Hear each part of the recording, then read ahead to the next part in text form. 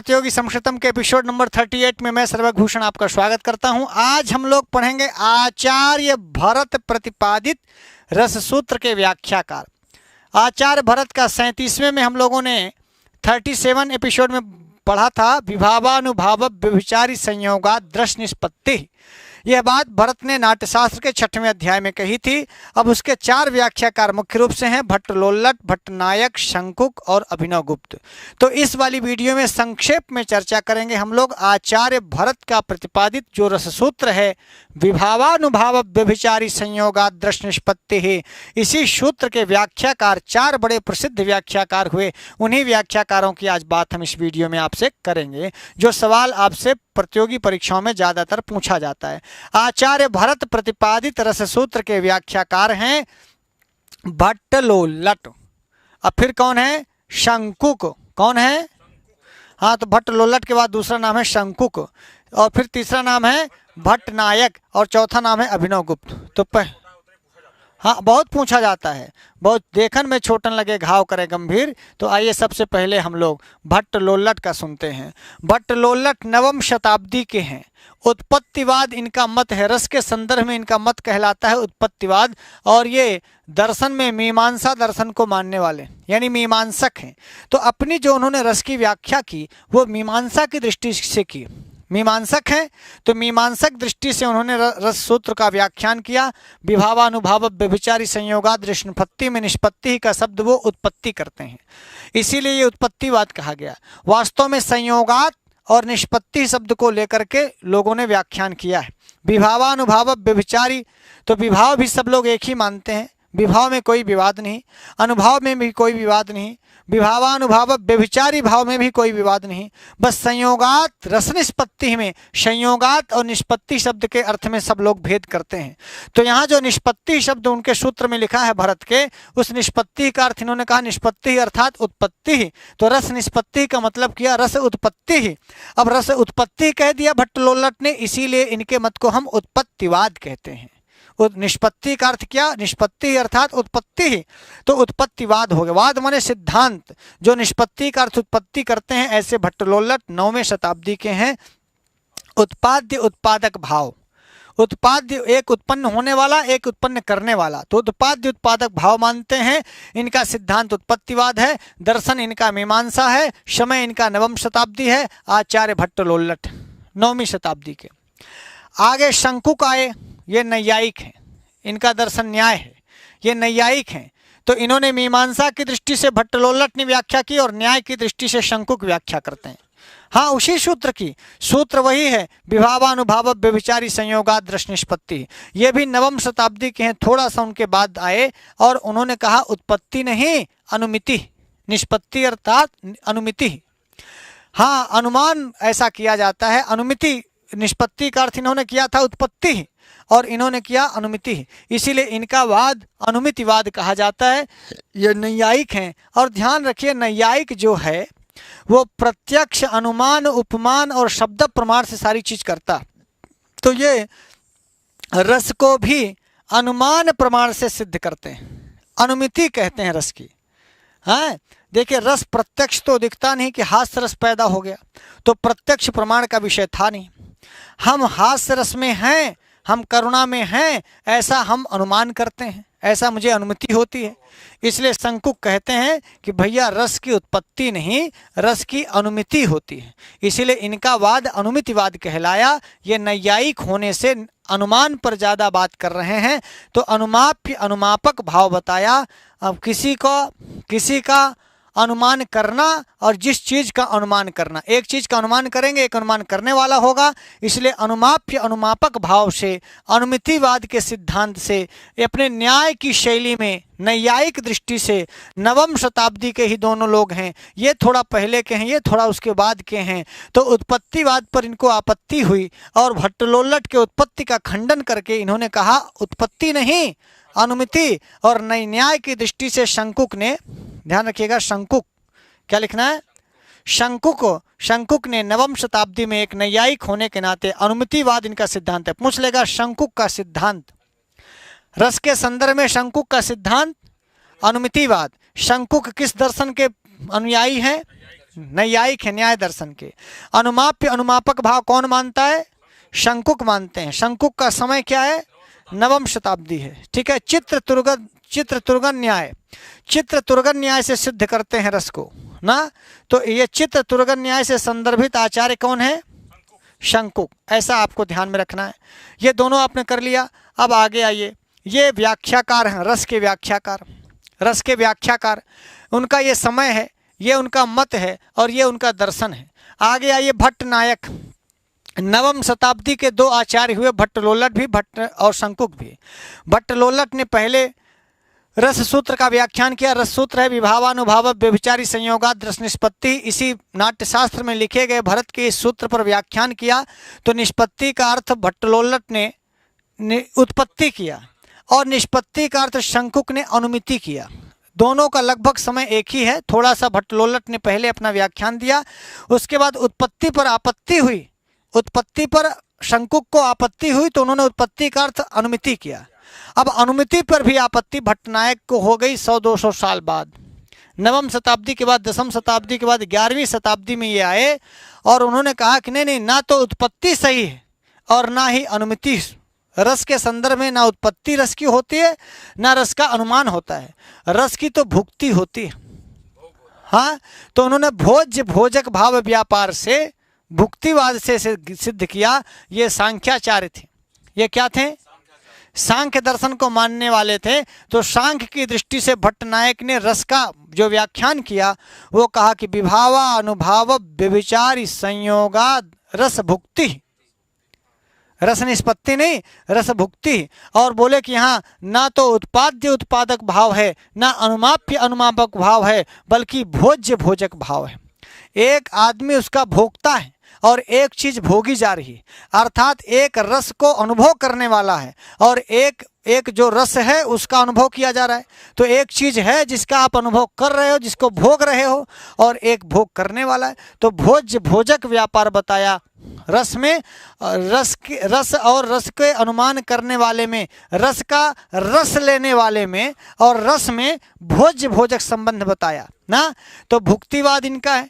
पूछ लेगा उत्पत्तिवाद भट्टलोलट का, अनुमितिवाद शंकुक का, भुक्तिवाद भट्टनायक का। देखिए ये भट्ट एक प्रकार की ना वो जाति हुआ करती थी, जैसे पांडे मिसिर तिवारी। तो भट्टलोलट में भी भट्ट उसी की सूचना देता है, भट्टनायक में भी भट्ट वही है। बेणी संगार के जो आप वो भट्ट नारायण हैं, इनमें भी भट्ट वही है। वामन भट्ट बाण में भी भट्ट वही है। नागेश भट्ट में भी भट्ट वही चीज़ की सूचना देता है। तो हाँ, पारंपरिक उपाधि मतलब वही टाइटल आप समझ लें ना। तो भट्टनायक 11वीं शताब्दी में भुक्तिवाद के द्वारा रस को व्याख्यायित किया। सांख्य दर्शन के हैं, भोज्य भोजक व्यापार बताया। आखिरी में अभिनव गुप्त का मत सर्वाधिक प्रसिद्ध हुआ। 11वीं शताब्दी ही इनका भी समय है जब उन्होंने भुक्तिवाद की रस व्याख्या कर दी। अब हमारे अभिनव गुप्त के पास भट्टलोलट का भी मत था, शंकुक का भी मत था और भट्टनायक का भी मत था। तीनों मतों को उन्होंने खूब अच्छे से एनालिसिस किया, व्याख्यान किया। और 11वीं शताब्दी में आए हुए अभिनव गुप्त जो बड़े विद्वान थे, और उन्होंने कहा कि ना तो उत्पत्ति, ना तो अनुमिति और ना ही भुक्ति, बल्कि विभावानुभाव व्यभिचारी संयोगाद रस अभिव्यक्ति, रसाभिव्यक्ति। बोले रसाभिव्यक्ति भवति, न तो उत्पत्ति ही और न तो भुक्ति ही, न तो अनुमिति। अब इनके यहाँ निष्पत्ति तो भरत का है, भरत का तो निष्पत्ति की ही व्याख्या चल रही है। निष्पत्ति की तो व्याख्या कर, निष्पत्ति तो मूल है। निष्पत्ति पे आपत्ति हो जाएगी तो इनका तो रसक ढही आ जाएगा। वो तो आधार है, वो तो बेस है। विभावानुभाव व्यभिचारी संयोगाद रस निष्पत्ति, ये तो रस का मूल सूत्र है। इसी पे तो पूरा बिल्डिंग खड़ी है। तो इन्होंने कहा, बस इन पूर्ववर्ती आचार्यों से कहा कि आप रस की उत्पत्ति नहीं कर सकते, क्योंकि रस उत्पन्न होता नहीं। रस उत्पन्न होता तो द्रष्टव्य होता, देखा जाता है। यही आपत्ति की थी शंकुक ने कि रस यदि उत्पन्न होता है तो होता कहाँ है, दिखाओ। इसलिए उन्होंने अनुमिति माना था। और उन्होंने अनुमिति पे आपत्ति की थी कि भाई कोई चीज़ अनुमान करते हैं कि पर्वत में धुआं है, तो यहाँ से आप अनुमान करते हैं, लेकिन उसका प्रत्यक्ष किया जा सकता है। अनुमिति मानेंगे तो वो भी कहीं ना कहीं से प्रत्यक्ष होगा, इसलिए अनुमिति नहीं। बोले कि भुक्ति क्या होगा, भुक्तिवाद, जैसे आप गुड़ खाएं और गुड़ का स्वाद कैसा है बोल खाने वाला जान सकता है। अब वो कैसा है वो भुक्ति, भाई आप रसगुल्ला खाए और शिवम चतुर्वेदी को नहीं दिए। अब जो आदमी खाया वही बता सकता है कि क्या कितना रस आया, जब तुम रस लिए ही नहीं। अभी हम लोग रस की चर्चा कर रहे थे, तो जो लोग थे वो रस पाए, जो नहीं थे अब वो क्या, उनसे पूछो वो ना उनके मन में उत्पन्न हुआ, ना उनको अनुभूति हुई।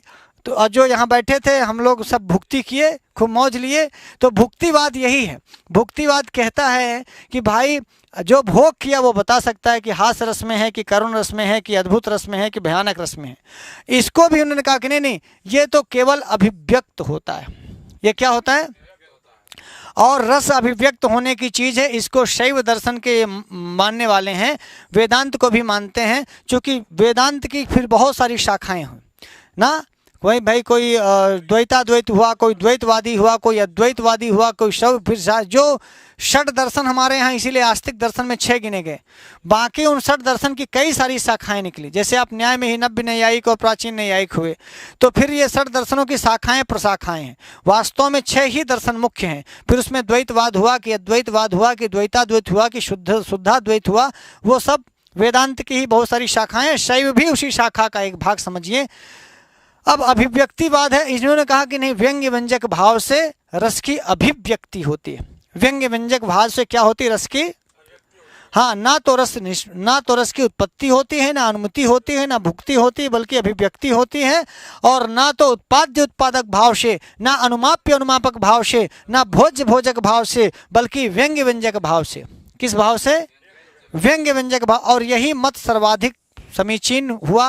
बाद के आचार्यों ने इसे स्वीकार किया। इन्होंने बहुत स्वाध्याय करने के बाद, बहुत अध्यवसाय करने के बाद, बहुत परिश्रम करने के बाद अपनी बात में यह सिद्ध किया कि रस ना तो भुक्ति की चीज़ है। भाई उन्होंने कहा कि जब रस भोग करने की चीज़ है तो भोग भी, आप भाई रसगुल्ला खाते हो तो रसगुल्ला ले के खाते हो, तो ऐसा आप हाथ से ले करके मुंह में नहीं डालते हो, करुण रस ले करके मुंह में डाल के नहीं उसका स्वाद लेते हो। इसलिए भुक्तिवाद ठीक नहीं है। और उत्पत्ति होती ही नहीं। उत्पत्ति और अनुमति पहले ही खंडन हो चुके थे, उत्पत्तिवाद का भी, अनुमतिवाद का भी और भुक्तिवाद का। बोले ये केवल अभिव्यक्त होता है, भीतर से ही आपको महसूस होता है, आपको ये अभिव्यक्त कराता है कि मैं हंस रहा हूँ, मैं क्रोध में हूँ। और वास्तव में ये सारे जो स्थायी भाव थे, चाहे क्रोध हो, चाहे भय हो, चाहे रति हो, चाहे हास हो, ये भीतरी भाव थे। और वो भीतरी भाव अभिव्यक्त ही होते थे, भीतर ही भीतर अभिव्यक्त होते थे। इसीलिए अभिव्यक्तिवाद अभिनव गुप्त का सबसे ज़्यादा पॉपुलर हुआ ना। हाँ, नहीं, रसों पर चर्चा तो आज भी हो रही है, आज भी बहुत सारे लोग रस पर अपना मत दे रहे हैं, लेकिन अब वो पठन पाठन का विषय नहीं रहा, क्योंकि सब लोग इन्हीं चारों के इर्द गिर्द ही घूमते हैं ना। अर्थात कोई ऐसा मत नहीं आया जो इतना प्रामाणिक हो जिसे हम लोग फिर उद्धृत कर सकें। तो अभिनव गुप्त का 11वीं शताब्दी का समय है, अभिव्यक्तिवाद, शैव और वेदांत का। अब बस यही लाइव क्लास प्रतिदिन चलती है, सुबह 8 बजे और शाम को 8 बजे। तो जब भी सुबह के 8 बजे और शाम को 8 बजे तो आप आ जाया करिए। चैनल को सब्सक्राइब कर लीजिए। और यदि ये वीडियो आपको हमेशा के देखने हो तो संस्कृत गंगा के ऐप को आपको ले लेना चाहिए। और संस्कृत गंगा के ऐप में इस प्रकार की बहुत सारी वीडियोज हैं, चाहे आप किसी भी पाठ्यक्रम को पढ़ना चाहते हो तो भी। आओ हम सब मिलकर एक दीप जलाएं। ब्रह्मा जी कहा करते हैं, हमारे साथी हैं, आओ हम सब मिलकर एक दीप जलाएं, जन जन तक संस्कृत पहुंचाएं, जन जन तक संस्कृत पहुंचाएं। तो जन जन तक संस्कृत पहुंचाने का ये प्रयास हो रहा है यहाँ से, संस्कृत गंगा चैनल से। तो मैं आपसे बार बार कहूँ कि पूरी दुनिया में यूट्यूब चैनल छाया है, यूट्यूब है। यूट्यूब एक ऐसा मंच है जो विश्व मंच है, जहाँ पर सारी दुनिया एक साथ आकर के पढ़ सकती है। इसलिए जब से हम जाते हैं ना नाम लिखाने के लिए स्कूलों में, अपना दाखिला कराते हैं, तो यहाँ दाखिला यही है कि एक तो बगल में जो सब्सक्राइब की बटन लगी होगी उसको जब आप ऐसे दबा देते हैं तो विश्व मंच पर आपकी एंट्री हो जाती है। हाँ, और संस्कृत का एक घंटा बजा देना है, आपको घंटी बजा देना है। तो वो घंटी ये बताएगी कि विश्व मंच पर एक और साथी जुड़ गया, और जो संस्कृत को प्यार करता है, जो संस्कृत का दीवाना है, जो संस्कृत के लिए मरता जीता है। तो ऐसे में सब्सक्राइब करके हम अपनी संख्या बल दिखा पाते हैं दुनिया में। नहीं तो लोग ये कहने लगते हैं अगल बगल वाले कि संस्कृत मृत भाषा है, संस्कृत में कुछ नहीं है, ना संस्कृत में पढ़ाने वाले ना संस्कृत में पढ़ने वाले हैं। तो यह संस्कृत गंगा चैनल संस्कृत की इस अस्मिता को भी बताएगा कि इतने सारे लोग मानने वाले हैं, पढ़ने वाले हैं, प्यार करने वाले हैं। इसलिए भी हम लोगों को चैनल को सब्सक्राइब और लाइक करते रहना चाहिए। इससे नहीं कि आपके सब्सक्राइब लाइक करने से हमारी औकात बढ़ जाती है, हमारी औकात है ही क्या कि बढ़ जाएगी। संस्कृत की औकात में हमारी भी और आप सबकी औकात है। तो पढ़ लो संस्कृत, ले लो ज्ञान, पढ़ लो संस्कृत, ले लो ज्ञान, आगे बढ़कर बन विद्वान, आगे बढ़कर बन विद्वान। तो भैया ये अब देखिए सारी सृष्टि कौन करता है? ब्रह्मा जी। तो यहाँ की संस्कृत की भी सृष्टि कौन, किसकी जिम्मे है? ब्रह्मा जी की। और ब्रह्मा जी द्विवेदी हमारे बहुत अच्छे साथी हैं। मध्य प्रदेश वाले गौरव करें कि आपके मध्य प्रदेश में ऐसा ब्रह्मा पैदा हुआ है। सारे लोग जो सारी सृष्टि करते हैं तो मध्य प्रदेश के हमारे साथी हैं। और जब से यहाँ एमपी के लोग भी हैं, यहाँ यूपी के लोग भी हैं, बिहार के लोग भी हैं। देखिए संस्कृत में ना एमपी यूपी बिहार कुछ भी नहीं चलता। संस्कृत पूरे विश्व की है और प्रत्येक विश्व के व्यक्ति का, प्रत्येक ब्रह्मांड के व्यक्ति का यह दायित्व है कि हम अपनी इस अजर अमर भाषा को हमेशा बनाए रखें। देवकाल से यह भाषा थी, देव भाषा थी, आज भी है, आगे भी रहेगी, ऐसा मेरा विश्वास है। हम दिन चार रहें न रहें, तेरा वैभव अमर रहे माँ। तो ये संस्कृत का वैभव अमर रहे। हम लोग तो आज हैं, 2-4 साल 10 साल बाद नहीं रहेंगे, लेकिन ध्यान रखिएगा संस्कृत पहले भी थी, अपने पूर्वजों में भी थी, देवों में भी थी, देवियों में भी थी। हमारे पूर्वज भी पढ़े, हम भी पढ़ रहे हैं, हमारे भी आगे बाद भी लोग पढ़ेंगे। पर यह संस्कृत को चाहे तो बहुत लोग, जब मुगल नहीं नष्ट कर पाए, जब अंग्रेज नहीं नष्ट कर पाए, तो आजकल के तथाकथित लोगों की औकात ही क्या है, क्या नष्ट कर पाएंगे? हाँ, तो बहुत बड़ी बात होगी कि मुगलों के भी गुरु रहे पंडित राज जगन्नाथ और लवंगी को लेकर के अपने साथ चले आए। हम ये तो आपको सलाह नहीं देंगे, लेकिन यदि कोई मिले मौका तो चूकना नहीं चाहिए। लाइव क्लास सुबह 8 बजे और शाम को 8 बजे, सुबह 8 बजे और शाम 8 बजे प्रतिदिन, चाहे संडे हो मंडे, चाहे पानी गिरे, चाहे बरसात हो, चाहे गर्मी हो, ठंडी हो, हेमंत हो, शिशिर हो, बसंत हो, किसी भी ऋतु में हो, होली हो, दशहरा हो, दिवाली हो, मुहर्रम हो, ईद हो, बरगाद हो, बगदाद हो, कोई भी त्यौहार हो, हम कोशिश करेंगे कि प्रतिदिन 8 बजे हम आपके सेवा में उपस्थित हों, सुबह 8 बजे और शाम को 8 बजे। इसी निवेदन के साथ आज हाथ जोड़कर फिर से आपसे विदा लेते हैं, लेकिन 8 बजे आने का वादा करते हुए जा रहे हैं। आज के लिए इतना ही। नमः संस्कृताय।